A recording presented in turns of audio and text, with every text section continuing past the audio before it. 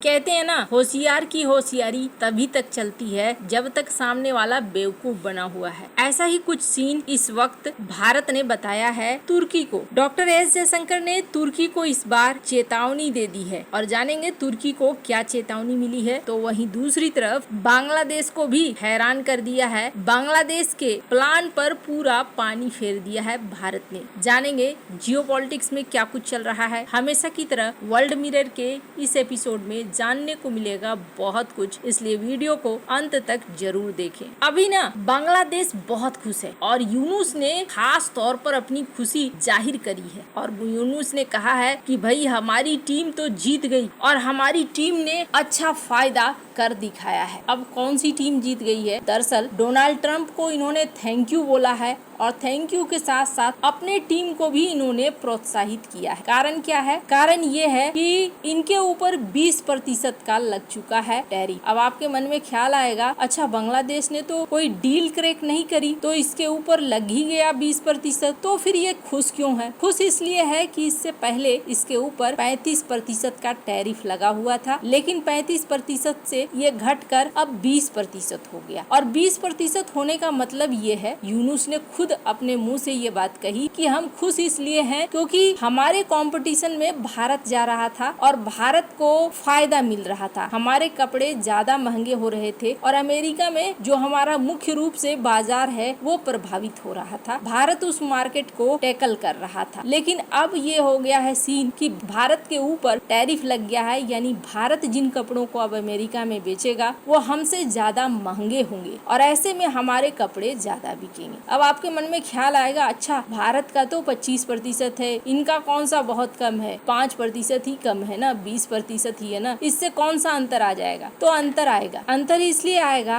क्योंकि पहले से ही बांग्लादेश में एक सप्लाई चेन बना हुआ है। बांग्लादेश की कुछ फैक्ट्रियां आज भी काम कर रही हैं और दूसरी बड़ी चीज ये है कि बांग्लादेश जो कपड़े बनाता है ना वो सस्ते रहते हैं, भारत के मुकाबले में वो ज्यादा सस्ते होते हैं। ऐसे में 20% का टैरिफ लगने के बाद भी वो भारत से सस्ते ही होंगे। अब भारत को इसके लिए तोड़ निकालना होगा क्योंकि ट्रंप ने स्मार्टफोन वगैरह में तो छूट दी है, लेकिन अभी भी टेक्सटाइल का एक सेक्टर है जहां भारत बहुत तेजी से आगे बढ़ रहा था और अमेरिकन मार्केट को पकड़ भी रहा था। यहाँ पर अब बांग्लादेश को थोड़ी जीत मिलती हुई दिख रही है। वैसे ये सब कुछ तुरंत का नहीं है, ऐसा नहीं है कि अभी ही सारा कुछ तय हो गया है और दुनिया खत्म हो गई है। 1 अगस्त की बात हुई थी, 1 अगस्त को लिस्ट आ गई, लेकिन 7 अगस्त से ये लागू होने की बात है। इसके बीच में अगस्त में अमेरिकन टीम भारत आएगी और भारत आने के बाद हो सकता है कि डील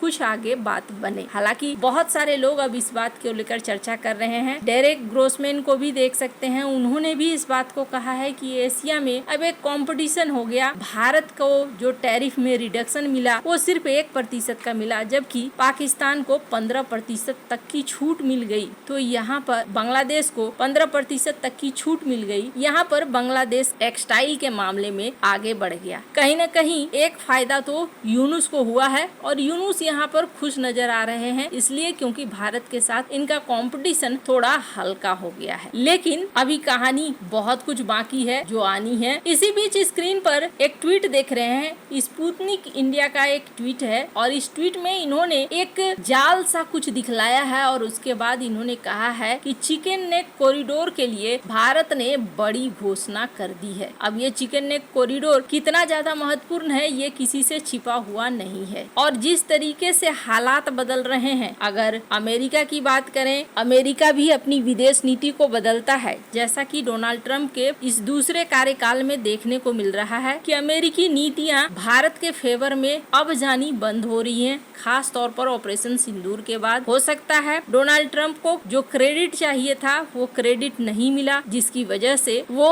रिलेशन को खराब करने पर तुले हों, लेकिन भारत के लिए सुरक्षा दृष्टिकोण से ये सही संकेत नहीं है। भारत के ऑलरेडी पाकिस्तान के साथ दुश्मनी है, बांग्लादेश के साथ दुश्मनी शुरू हो चुकी है, चाइना के साथ दुश्मनी है, तो एक और का आना इसका मतलब है कि भारत को अपने आप को तैयार करना होगा और उसी दिशा में भारत ने अपने आप को चला भी दिया है। रूस की मीडिया ने जिस जाल की बात करी वो जाल आखिर है कौन सा? दरअसल भारत ना अब अपने आप को हर दृष्टिकोण से बदल रहा है और इसमें सबसे बड़ी चीज ये है कि भारत ऐसे प्रोजेक्ट के लिए बहुत ज्यादा पैसे निकाल रहा है जो प्रोजेक्ट भारत के इकोनॉमी के साथ साथ सुरक्षा के दृष्टिकोण से भी बहुत ज्यादा महत्वपूर्ण। 31 जुलाई 2025 को केंद्रीय मंत्रिमंडल ने भारतीय रेलवे के लिए 4 बेहद ही खास मल्टी ट्रैकिंग परियोजनाओं को मंजूरी दी है और कुल कितना पैसा इसमें लगेगा? 11,169 करोड़। और इसमें क्या होने वाला है? 574 किलोमीटर का रेल नेटवर्क बनाया जाएगा। 6 राज्यों महाराष्ट्र,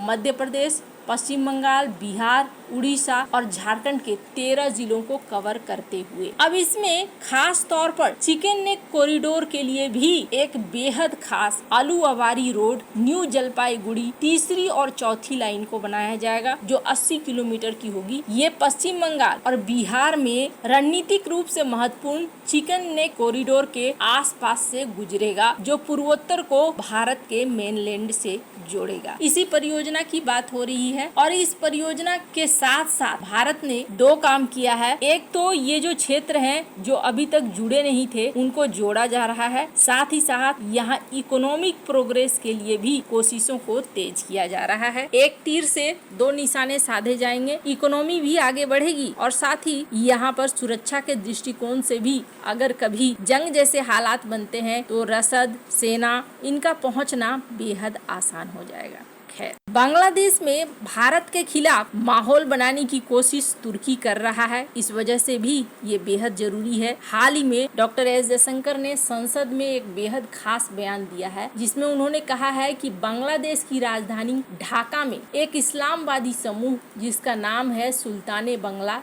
जिसे एक तुर्किश यूथ फेडरेशन का समर्थन है, इसने एक ऐसा नक्शा प्रकाशित किया जिसमें ग्रेटर बांग्लादेश के नाम से भारत के कुछ हिस्सों को शामिल किया गया। ये नक्शा ढाका विश्वविद्यालय में दिखलाया गया, जिसके बाद डॉक्टर एस जयशंकर ने कहा कि भारत सरकार ने इस मामले को गंभीरता से लिया है और बांग्लादेश सरकार के साथ उठाया भी है। जयशंकर ने कहा कि भारत चाहता है बांग्लादेश के साथ रिश्ते अच्छे रहें, लेकिन इस तरह की घटनाएं बांग्लादेश के साथ भारत के रिश्ते को खराब कर देंगी। हालांकि तुर्की के लिए भी एक संकेत है कि ऐसा नहीं है कि आप भारत के नजरों से बच रहे हो। आप अगर सोच रहे हो कि दूर से सिर्फ एनजीओ को फंडिंग करके अपने हिसाब से उसे नचाऊं, तो ऐसा नहीं है कि भारत पर्दे के पीछे के खिलाड़ी को नहीं समझ रहा है। खास तौर पर जब क्लियरली नाम लिया जाए तो इससे यही संकेत जाता है। आपको क्या लगता है इन सब मामले में? आपकी क्या राय है? कमेंट कर जरूर बताएं। जल्द मिलते हैं अगले वीडियो में नई खबर के साथ।